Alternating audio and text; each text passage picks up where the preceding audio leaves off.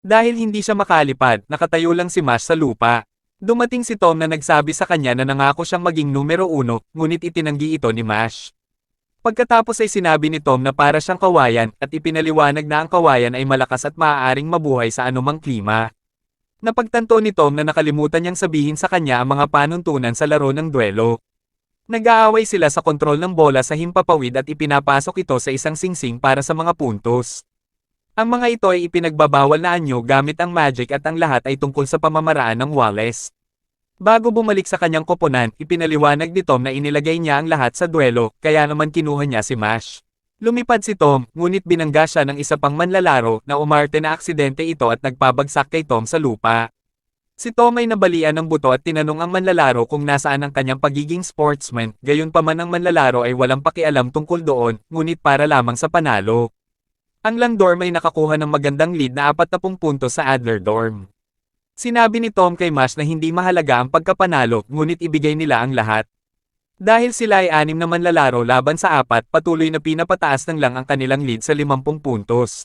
Nainis si Mash at kinuha ang kanyang Wallace. Pagkatapos ay tumalon siya at lumutang sa hangin, na ikinagulat ng lahat na kaya niyang lumipad, ngunit sa totoo lang, mabilis lang niyang igalaw ang kanyang mga paa para manatili sa hangin.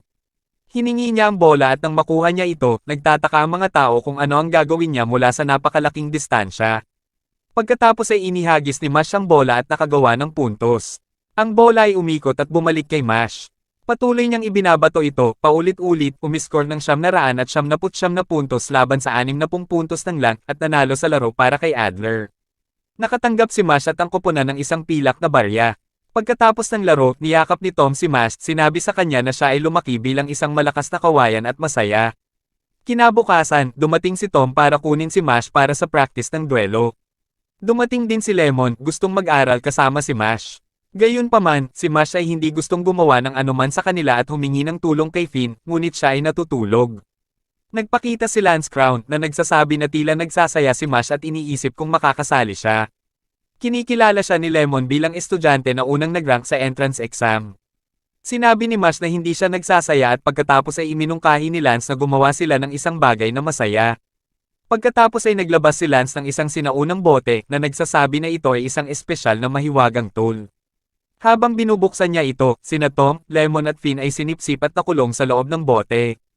Pagkatapos ay sinabi niya kay Mash na kung gusto niya silang bumalik, dapat siyang pumunta sa kagubatan sa tabi ng kubo at nag-teleport palayo. Nahanap ni Mash si Lance sa kagubatan. Sa tingin ni Lance nahabol ni Mash ang mga barya at ipinakita na mayroon siyang 2 pilak na barya. Nagulat si Tom dahil akala niya ay piling bilang lang ng mga upperclassmen ang mayroon nito. Nang makitang may 2 linya sa mukha si Lance, nahulaan ni Tom na siya ay masamang balita. Karamihan sa mga tao sa mundo ay mga single line na magic user. Gayunpaman, may mga bihirang eksepsyon na may mas maraming linya. Ang double line magic user ay isa sa 100,000 at itinuturing na pinili ng magic mismo. Sinabi ni Lance kay Mash na itataya nila ang silver coin ng isa't isa sa isang laban. Alam ni Lance na pabor sa kanya ang pagkakaroon ng mga kaibigan ni Mash, bagamat hindi niya kailangan ng kapansanan. Sa panahon ng pagsusulit, napansin ni Lance na si Mash ay masyadong mabait at inuuna ang ibang tao kaysa sa kanyang sariling mga layunin. Sigurado si Lance na hindi siya papatalo sa isang ganyan. Sumang-ayon si Mash at pagkatapos ay ginamit ni Lance ang Grav Aioli para linisin ang lugar. Nasa malapit sina Regro at Brad at narinig nila ang ingay na ginawa ng magic ni Lance. Sinubukan ni Mash na suntukin si Lance, gayunpaman, muli niyang ginamit ang Grav Aioli, pinadapa si Mash sa lupa at iniisip kung seryoso ba siyang sinusubukang talunin siya nang hindi gumagamit ng magic. Sinubukan ni Mash na tumayo, ngunit habang siya ay nagpupumilit na makalabas, sinabi sa kanya ni Lance na hindi niya magagawa. Gayunpaman, sinabi ni Mash na magagawa niya ng sapat nang hindi nakatayo. Pagkatapos ay sinuntok niya ang lupa at bumunot ng mahabang ugat, pinilit na ihinto ni Lance ang kanyang mahika at tumalon pabalik. Pagkatapos ay tinangka ni Mash na suntukin muli si Lance na muling gumamit ng Grav Aioli, gayunpaman, nakayanan ito ni Mash at nagpatuloy sa suntok. Iniiwasan ito ni Lance, ngunit nagulat siya na mas mabilis na ngayon si Mash. Sinubukan siyang suntukin muli ni Mash, ngunit habang umiiwas si Lance, nagawa lang niyang itumba ang kanyang pendant. Nang tingnan nito, nakita ni Mash ang isang larawan ng isang batang babae at ipinapalagay na si Lance ay isang lolicon. Itinanggi ito ni Lance at ipinaliwanag na mayroon siyang sister complex at hiniling ang kanyang palawit pabalik na ibinalik ni Mash, bagamat nabanggit niya na hindi rin ito mas mahusay. Tinanong ni Lance si Mash kung ano ang pinakamahalagang bagay sa mundo. Pagkaraan ng ilang segundong pag-iisip, sinubukan ni Mash na magsalita ng cream puff, ngunit pinutol siya ni Lance na sinasabing mali siya. Pagkatapos ay hinuhulaan ni Mash ang buhay ng tao, pag-ibig, kalayaan, ngunit patuloy na sinasabi sa kanya ni Lance na siya ay mali at naiinis na hindi niya masabi ang malinaw na sagot. Pagkatapos ay tinanong siya ni Mash ng parehong tanong at sinabi ni Lance na ang pinakamahalagang bagay sa mundo ay ang kanyang nakababatang kapatid na babae, gayunpaman sinabi ni Mash na ang mga tao ay tila may iba't ibang prioridad. Tumungo si Lance sa isang bangin at naghahanda na ihulog ang bote na binabanggit na pabilisin niya ang pagbagsak nito gamit ang kanyang mahika. Susubukan ni Mash na iligtas ito, ngunit aatakehin siya ni Lance. Kayang maging demonyo ni Lance alang-alang sa kapatid niya.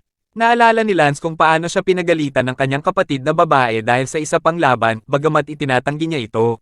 Sinabi niya na siya ay isang masamang sinungaling at sinabihan siyang umupo upang mapagaling niya siya sa kanyang mahika. Narinig niya na iniligtas niya ang isang bata mula sa pang-api at hulaan niya kung bakit siya binugbog. Gayunpaman, gusto niya kung gaano siya kabait kahit na siya ay clumsy. Isang araw, nagkaroon si Anna ng isang sakit na walang lunas na mag-aalis ng kanyang marka at mahiwagang kapangyarihan at hindi hihigit sa 5 taon. Sinabi ng kanilang mga magulang na kung mangyari ito, kailangan nilang ibalik siya sa gobyerno. Nagalit si Lance sa kanyang mga magulang at nagpa siya na maging isang divine visionary upang ayusin ang bulok na sistema at iligtas ang kanyang kapatid na babae. Ibinaba ni Lance ang bote at gumamit ng gravioli. Pagkatapos ay iniisip niya kung ano ang gagawin ni Mash, ngunit nakita niya na tinanggal niya ang ilan sa kanyang mga damit. Gumagamit si Mash ng hamstring magic na isang spell na hindi pa naririnig ni Lance. Pagkatapos ay i-cast ni Mash ang Big Bang Dash na binabanggit na ang pagpili ng pagkatalo at ang pagpili ng hindi pagliligtas ay hindi umiiral para sa kanya. Pagkatapos ay tumakbo siya pababa ng burol at bumalik pagkalipas ng ilang segundo hawak ang bote. Hindi makapaniwala si Lance at nagtataka kung gumagamit ba siya ng physical enhancement magic. Pagkatapos ay sinabi ni Mash na sa palagay niya ay dapat silang huminto at hindi mag-away dahil si Lance ay hindi pakiramdam na isang masamang tao dahil ang bote ay peke at walang laman. Mabilis na nilapitan ni Mash si Lance at hinahanap ang totoong bote.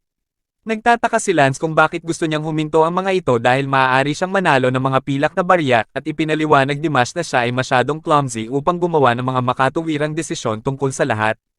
Naalala ni Lance ang sinabi ng kanyang kapatid na babae at pumayag na sila na huminto.